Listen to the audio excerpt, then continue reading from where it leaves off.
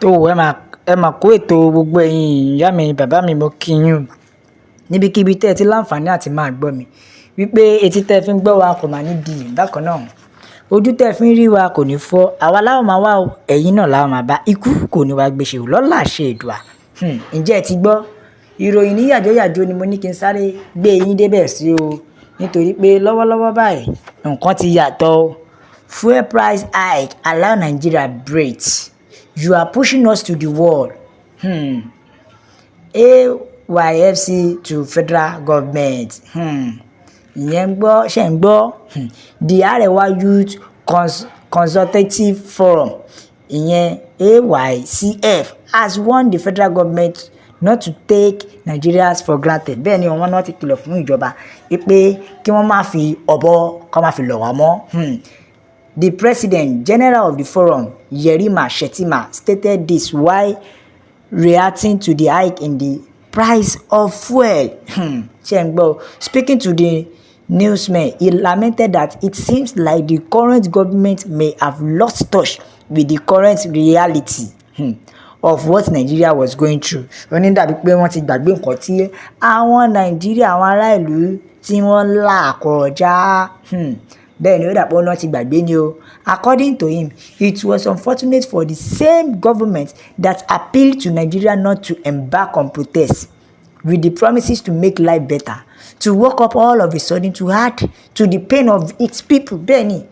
wọ́n ní lójijì àwọn tí wọ́n bẹ̀bẹ̀ àwọn ìjọba wa yìí tí wọ́n sọ pé kí Nàìjíríà má protest, pé kí àwọn ará ìlú kí wọ́n má protest, wípé wọ́n kọ̀ déédéé jí láàárọ̀ ọjọ́ kan wọ́n dẹ̀ déédéé fi owó kún gbogbo nǹkan. Kí ló dé ṣé ẹ fẹ́ pa ará ìlú ni? Ẹ tí ẹ wo pains tí ará ìlú ń pass through lọ́wọ́lọ́wọ́. Ìyẹn lé o. He said the price of foodstuff is no longer within. Kí ló dé? Ó ní price nǹkan ti gbéra lọ́wọ́lọ́wọ́ báyìí. The price of foodstuff is no longer within the reach of an ordinary Nigerian, and it's now clear that the increase in minimum wage to 70,000 is nothing but a deceit. Wọ́n ní owó tí wọ́n fi kún owó yìí wípé ẹ̀tàn lásán ni, wípé wọ́n ní plan tí wọ́n fẹ́ ṣe, stressing that it cannot meet the needs of one person, not to talk of a family. Pé owó yìí ògùn ò lè ká èèyàn kan nìkan ká má tí wàá sọ wípé ó fẹ́ jẹ́ gbogbo ìdílé. For me, the federal government should have a rethink on the numerous challenges. Pé kí ìjọba gbìyànjú kó ní èrò kejì fún gbogbo nǹkan tí ó ń ṣẹlẹ̀ lọ́wọ́lọ́wọ́ yìí. President Tinubu must allow Nigeria to breathe, because with the situation of things now, angry and hungry, Nigeria are further being pushed to the wall, and the reaction of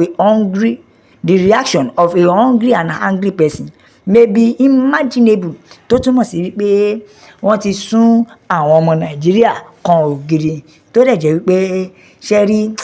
ìbínú ẹni tí ebi ń pa àtẹni tí inú bí tẹ́bí tún pa, wípé ìbínú yẹn máa ṣe kí ni, ó máa ń kàn, ìbínú yẹn máa ń le gan. Ṣé ti rí pé Yorùbá nation la fẹ́? Ṣé ti rí ìdí tá fi ń pariwo fún yín pé òmìnira la fẹ́ o, òmìnira ló ṣe kókó nílẹ̀ Yorùbá? Ẹ wo ẹ̀yin ìyá mi ẹ̀yin bàbá mi, èló ni wọ́n ń ta epo ládùúgbò yín o? Ṣé ó ti wọ 1 million ni àbí ó ti wálẹ̀ sí 500 naira? Tó túmọ̀ sí pé lọ́wọ́lọ́wọ́ yìí epo ń ṣe ṣégè mẹ́wàá, epo ń ṣe ṣégè bánzá fún àwọn èèyàn lọ́wọ́lọ́wọ́, tó dẹ̀ jẹ́ pé ìjọba jáde wọn ò tí ì rí nǹkan kan ṣe sí o. Níyùn ló jẹ́ kí àwọn ará ìlú kan máa pariwo pé ẹ dákun ẹ jọ̀ọ́ ẹ jẹ́ ká rí mú mi, ṣé ẹ fẹ́ pa wá ni? Because now epo gan ti sọ ẹlòmíì dá láìní mọ́, nítorí pé gbogbo owó tó bá rí epo ló fi ń rà, gbogbo tó bá rí epo ló fi ń rà. Ẹ wá sọ báwo ló ṣe fẹ́ lákòjọ ní situation Nigeria ń sìn, níbi tí Nigeria bá dé. Hardly lẹ fi máa ní èèyàn, lẹ máa fi rí èèyàn tó sọ pé òun ní tó 500,000 ní account. Hardly ni lẹ fi máa ní èèyàn tó sọ bẹ́ẹ̀. Níbo ló ti fẹ́ rí? Nítorí pé kí ni owó oúnjẹ lásán, owó tó fi ń ra foodstuff, tó fi ń ra oúnjẹ sílé, ó kọjá bẹ́ẹ̀. Ó ti lẹ́tìkẹ́, ó ga jù. Torí lọ́wọ́lọ́wọ́ báyìí nǹkan tí foodstuff ń sọ apá èèyàn ò lè ká o. Ẹ wo nǹkan tí Nàìjíríà dì, nítorí pé as at now ẹni tó lówó tó ń rẹ́pẹ́ tẹ́lẹ̀ ó ń gbé báàgì ó ń gbé àpò ni ṣùgbọ́n sì ó ti dẹni tó ń gbé quarter not half mọ́ gan ó ti dẹni tó ń gbé quarter tó bá tiẹ̀ lágbára quarter kú iṣẹ́ tó rọ̀gá ni because lọ́wọ́lọ́wọ́ báyìí things ti yàtọ̀ the way things bó ṣe ń wọ́n tí ó lè jẹ́ pé àwọn ìjọba gan orí kankan ṣe sí ṣe mọ̀ pé ọ̀fíìsì náà sọ pé àwọn máa increase the product ṣe mọ̀ wípé lọ́wọ́lọ́wọ́ báyìí epo ti ń ṣe ṣége promax fún wa tó lè pa àwọn ìjọba wa orí kankan bá wa ṣe sí ẹ̀yin ìyá mi ẹ̀yin bàbá mi Yorùbá nation la fẹ́ òmìnira ilẹ̀ Yorùbá lè ṣe kókó ẹ wo ẹ máa bá wa kọ sí comment section pé